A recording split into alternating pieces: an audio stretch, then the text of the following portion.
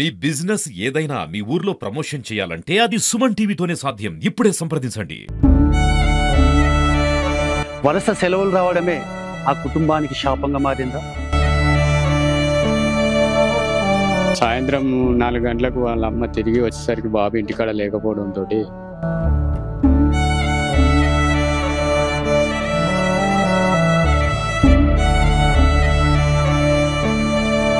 మాకు ఎవ్వరు లేరు. నాకు ఒక్క కొడుకు ఆగమైతుండు తండ్రి.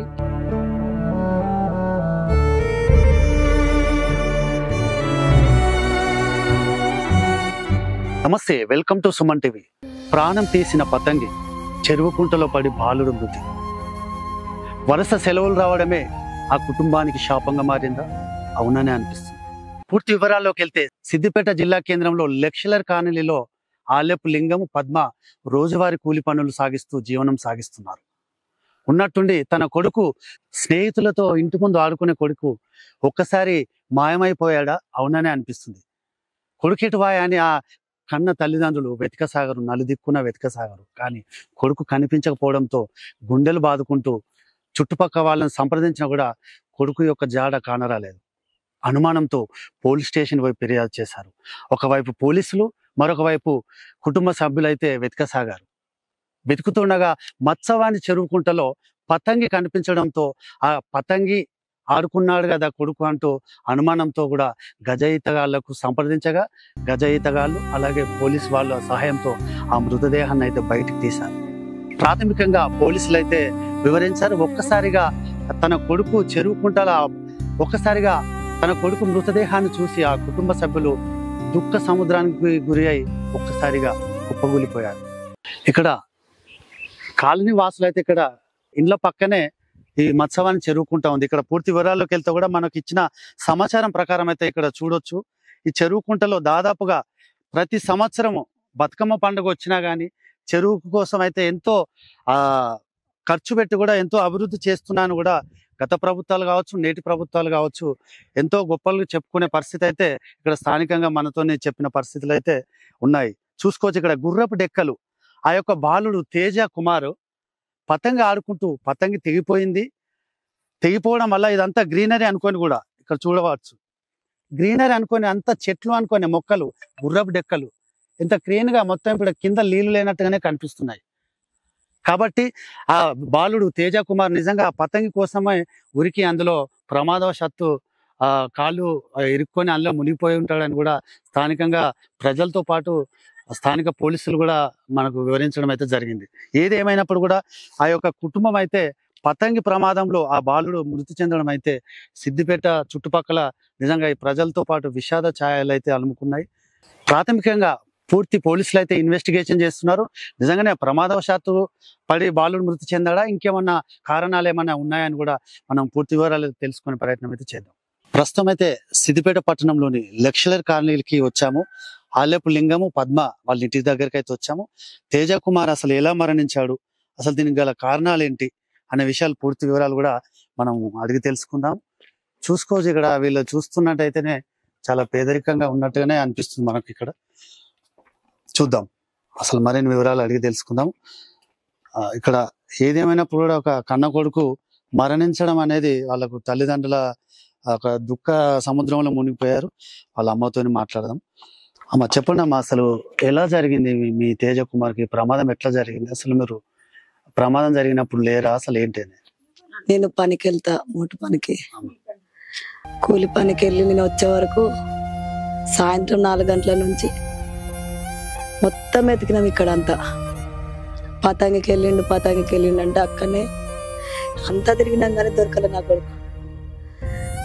అంతా తిరిగినాం కానీ దొరకలే నా కొడుకు. పతంగికి వెళ్ళి అది వీళ్ళ ఇల్లు కాదు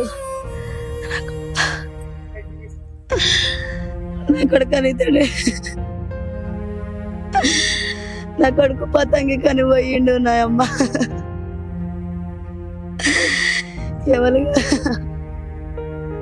ఎన్నో తరగతి చదువుతున్నామా కొడుకు? ఎన్నో తరగతి చదువుకుంటుండు. 12 సంవత్సరాలు ఉన్నాడు నా కొడుకు. అంటే మీ కొడుకును పాపని ఇంటి దగ్గర వదిలిపెట్టి వెళ్తా సెలవులు రావడం వల్లనే కదా. సెలవులు రావడం వల్లనే, మళ్ళీ ఒకటి ఈ పతంగుల వల్లనే. నా కొడుకు పతంగం చూసుకుంటూనే పోయిండు. నా కొడుకు ఇక్కడ తేజు వాళ్ళ చెల్లె ఉంది. చెప్పురా, నీ పేరేం పేరమ్మా? ప్యూలా. ఏంటి మీ అన్న ఏమని చెప్పి బయటకు వెళ్ళిండు? ఏమి చెప్పాల, ఫ్రెండ్ వాళ్ళ ఇంటికి పోతున్నా అని చెప్పిండు. ఆ తర్వాత 1కి ఇంటికి వచ్చి ఆగమాగం తినిపోయిండు. నాకేమి చెప్పలేదు.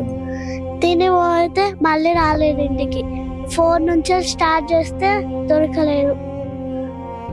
పతంగి తీసుకొని పోయిందా? ఒంటరినే పోయిండు. పతంగి కొనుక్కొని ఆడుకుంటాను వెళ్ళింది. అమ్మమ్మ డబ్బులు ఇచ్చిందట ఆడికి వెళ్తే. ఆయన తప్పనిసరి దొరుకుతూనే లేడు. పోయేటప్పుడు నీకు చెప్పలేదా మరి? చెప్పలేదు. చూసుకోవచ్చా, ఒక కన్న తల్లి అల్లారు ముద్దుగా ఆడుకునే కన్న కొడుకు ఇట్లా మరణించడం కూడా, అంటే పతంగి ఆడుకోవడం వల్లనే మరణించడం వల్ల నిజంగా ఆ తల్లి అయితే గుండెలు పెక్కటిల్లే విధంగా ఏడుస్తున్న పరిస్థితి అయితే కనిపిస్తుంది. అన్న చెప్పండి, అసలు ఎలా జరిగింది? మీకున్న ప్రాథమిక సమాచారం అసలు ఏంది? సార్, ఆ రోజు స్కూల్ హాలిడేస్ ఉండడం వల్ల మరి వాళ్ళ అమ్మ రోజువారి కూలికి ఇంట్లో వదిలేసి వెళ్ళింది. ఇక సాయంత్రం 4 గంటలకు వాళ్ళ అమ్మ తిరిగి వచ్చేసరికి బాబు ఇంటికాడ లేకపోవడంతో మొన్న బాబు ఎటు వెళ్ళిండు, పాప ఉన్నదని ఇక్కడ వాడగట్ల వాళ్ళందరి పిల్లల్ని వాళ్ళని వీళ్ళని అడుగుతుంటే గాలిపటం పట్టుకొని ఇట్లనే వెళ్ళిండి అనే సమాచారం అందింది. అందిన బట్టి మేము ఇదంతా కుంటలు కానీ బావులు కానీ ఎత్తుకులాడుతున్నాము. ఎత్తుకులాడుతున్న సమయంలో మరి అక్కడ మాకు చెరువులో వాటర్ అనేది ఏం కనబడలేకపోతుంది. అంతా ఇదేంది ఆకు, గుర్రపు డెక్కల ఆకు నిండిపోయి ఉన్నది. అది అంతకు ముందుకు బుధవారం రోజు మాకు డౌట్ వచ్చి అక్కడ చెక్ చేసినాం, కానీ ఆ ఆకు ఉండడం వల్ల మాకు బాబు అనేది కనిపించలేకపోయాడు. మరి సార్లు కానీ పోలీస్ సార్లు కానీ వచ్చి మాకు బాగానే సహకరించారు, మాతోటి తిరిగిర్రు. ఈ బేసరము రోజు గజీతగాళ్ళను తోలుకొచ్చి మరి ఎత్తుకులాడదామని ఇక్కడ చెరువు దగ్గరికి వచ్చి మేము చూస్తుండగా మరి ఒక అతను ఇక్కడ డౌట్ వస్తుందని చెప్పేసి ఆకులు అటు ఇటు అనంగా ఒక కట్టతోటి ఇట్లా లేపడం వల్ల బాబు కొంచెం డౌట్ వచ్చి అక్కడ ఉన్నాడనే విధానం బట్టి ఈ గజీతగాళ్ళు లోపల దుంకి తీయడం జరిగింది. బాబు ఎలా పోయిందంటే ఈ పతంగి కూడా అక్కడే పడి ఉన్నది. పతంగి మీకు కనిపించింది, అక్కడే పడి ఉన్నది. దాన్ని తీసుకోవడానికి పోయే ఈ బాబు ఈ వాటర్ అని తెలియక మరి దాంట్లో పడి చనిపోయింది అని చెప్పేసి మేము కూడా అనుకుంటున్నాము, భావిస్తున్నాము.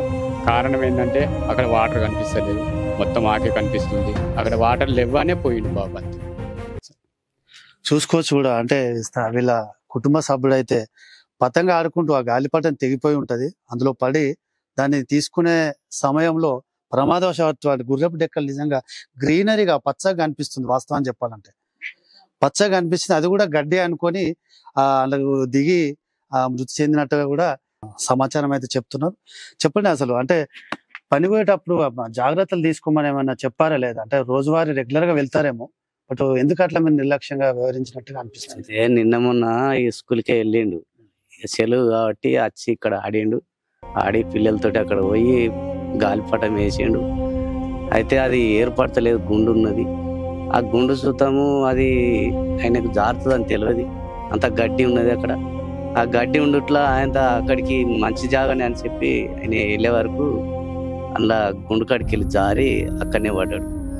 మేము 4 సార్లు 5 సార్లు అక్కడనే ఎంకులాడినాం కానీ గడ్డి ఉండుట్లా మాకు తెలియలేదు. అది వలం ఉండుట్లా తెలియక ఈ 3 రోజుల నుంచి అక్కడనే ఎంకులాడుతున్నాం కానీ కనపడతలేడు. అయితే దాదాపు ఆయనతో ఫ్రెండ్స్ ఉంటారు కదా, స్నేహితులు. మరి స్నేహితులు కూడా ఇప్పుడు రోజు అయితే రెగ్యులర్ గా ఆడుకుంటారు పిల్లలు అన్నప్పుడు, మరి ఆ ఫ్రెండ్స్ చెప్పలేదా? ఆ ఫ్రెండ్స్ చెప్పలే మాకు, అక్కడికి పోయిండు అక్కడ పడ్డాడు అని చెప్పలే. అయితే అక్కడ పోయినాము ఆడినాం అన్నారు కానీ ఈ ఏరియాలోకి వచ్చినామని చెప్పలేదు. అందు గురించి ఇక మేము ఆగమాగం తిరుగుడు పెట్టినాము. చెల్లు, గుంటలు, నీళ్లు, బాయ్ అన్ని ఎత్తికినాం. ఎత్కంగా ఆ రోజు మనకు అక్కడ కనబడ్డాడు. చూసుకోవచ్చు. అయితే దాదాపుగా స్నేహితులతో ఆడుకోవాల్సిన కొడుకు ఉన్నట్టుండి కూడా, అంటే ఇంటిగా రోజువారీ రెగ్యులర్ గా స్కూల్ పోతారు, సాయంత్రం కానీ ఆడుకుంటారు కావచ్చు. అదేవిధంగా కూడా వీళ్ళ తల్లిదండ్రులు కావచ్చు నమ్మి వాళ్ళు రోజువారీ కూలీ చేస్తేనే వాళ్ళ పొట్ట గడుస్తుంది అనే వీళ్ళ పరిస్థితి అయితే ఉన్నది. పని పోయి వచ్చేసరికి కూడా కొడుకు కనిపించకపోవడంతో కూడా చుట్టుపక్కల వెతికి స్థానికంగా ప్రజలు చెప్పిన దానికి ఇట్లా పతంగి ఆడుకుంటూ అటు వెళ్ళిండు అనే సమాచారంతో వాళ్ళైతే వెతికి పోలీసులకు సమాచారం ఇవ్వడం వల్ల కూడా గజాయితగాల సహాయంతో ఆ మృతదేహాన్ని అయితే తీయడం జరిగింది. ఏది ఏమైనప్పుడు కూడా వీళ్ళకి ఎంతో కొంత అంటే వాళ్ళ పరిస్థితి చూసినట్టయితే కొంత ఇబ్బందికరంగానే ఉన్నట్టుగా అనిపిస్తుంది. ఫైనల్ గా మీరు ఏం కోరుకుంటున్నారమ్మా? అంటే ఒక ఆడపిల్ల ఆమె చెప్పాలంటే ఒక ఆడపిల్ల కన్న కొడుకు చనిపోయాడు, ఒక ఆడపిల్ల ఉంది. సాయం చేయమని మేము ఎడుతున్నాం తండ్రి. మాకు ఎవ్వరు లేరు. నాకు ఒక్క కొడుకు ఆగమైతుండు తండ్రి. నాకు 2 బిడ్డలు అయితే ఒక బిడ్డ ఎన్నడో చచ్చిపోయింది. ఒక మనమడు ఆ మనమని జాతినా ఈ మనమని జాతినా నాది పేరు లేదు తండ్రి. మాకేమన్నా సహాయం చేయండి తండ్రి. గాడి పిల్లు ఉన్నది బాధ్యను, ఆమెకు భర్త లేడు, ఉండబోదామంటే ఇల్లు లేదు నాన్న. ఇది కిరాయిలేనా? కిరాయి ఇల్లే బాధ్యను, మేము ఏమీ లేదు. అక్కడ కిరాయికే ఉంది, నా బిడ్డ కిరాయికే ఉన్నదా అయ్యా. ఏం ఆదేరు లేదు బాధ్యత. ఏమన్నా సహాయకారం చేయండి నాయన తండ్రి, నీ బాధ్యత. చూసుకోవచ్చు. దాదాపుగా వీళ్ళ పరిస్థితి చూసినట్టయితే ఎంతో కొంత ప్రభుత్వం కానీ దీనికి సంబంధిత కౌన్సిలర్ కావచ్చు, వీళ్ళ పేదరికాన్ని దృష్టిలో పెట్టుకొని కూడా ఒక బిడ్డన అయితే ఉంది. ఇప్పుడు కన్న కొడుకు అయితే చనిపోయాడు, పోయింది కానీ ఇప్పుడు మళ్ళీ తిరిగి తెచ్చుకునే అవకాశం అయితే లేదు. కానీ ఎంతో కొంత వాళ్ళకి ఆర్థిక సాయం చేసి కూడా ఆదుకోవాలని కూడా వాళ్ళు ప్రధానంగా కోరుతున్నారు. కెమెరామెన్ రమేష్తో భూపతి, సుమన్ టీవీ, సిద్దిపేట. వరుస సెలవులు రావడమే ఆ కుటుంబానికి శాపంగా మారిందా? సాయంత్రం 4 గంటలకు వాళ్ళ అమ్మ తిరిగి వచ్చేసరికి బాబు ఇంటికాడ లేకపోవడంతో